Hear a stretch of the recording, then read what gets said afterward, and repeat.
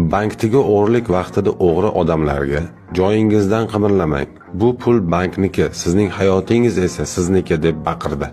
Bankdagilarning hammasi bu gaplardan keyin jim yotdi.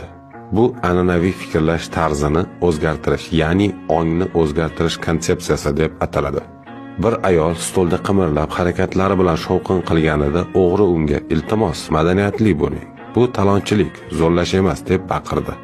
Bu esa o'z ishida professional bo'lish deb ataladi. E'tiboringizni faqat qilishingiz kerak bo'lgan ishga qarating. O'g'rilar uyga qaytganda kichik ukasi akasiga "Pulni sanab ko'ramizmi?" deb so'radi.